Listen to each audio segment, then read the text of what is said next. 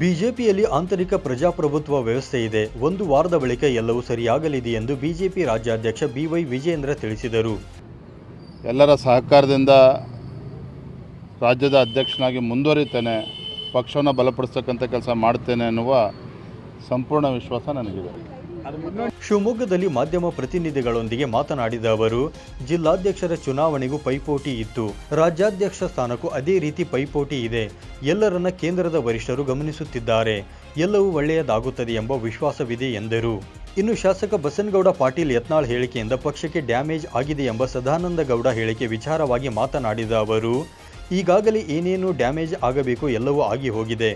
ಒಂದು ವಾರದಲ್ಲಿ ಯಾರು ಅಧ್ಯಕ್ಷರಾಗುತ್ತಾರೆ ಎಂಬ ಉತ್ತರ ಸಿಗುತ್ತದೆ. ಅದಾದ ನಂತರ ಎಲ್ಲವೂ ಸರಿಯಾಗಲಿದೆ ಎಂದು ಹೇಳಿದರು.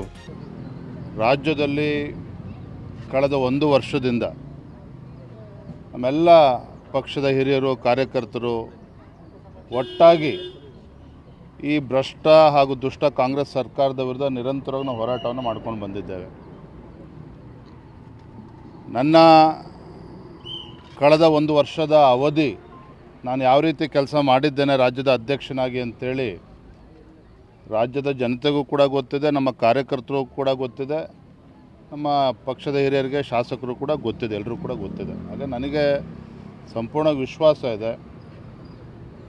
ಎಲ್ಲರ ಸಹಕಾರದಿಂದ ರಾಜ್ಯದ ಅಧ್ಯಕ್ಷನಾಗಿ ಮುಂದುವರಿತೇನೆ, ಪಕ್ಷವನ್ನು ಬಲಪಡಿಸತಕ್ಕಂಥ ಕೆಲಸ ಮಾಡ್ತೇನೆ ಅನ್ನುವ ಸಂಪೂರ್ಣ ವಿಶ್ವಾಸ ನನಗೆ. ಈ ಸಂದರ್ಭದಲ್ಲಿ ಸ್ಥಳೀಯ ಮುಖಂಡರು ಹಾಗೂ ಪಕ್ಷದ ಕಾರ್ಯಕರ್ತರು ಉಪಸ್ಥಿತರಿದ್ದರು.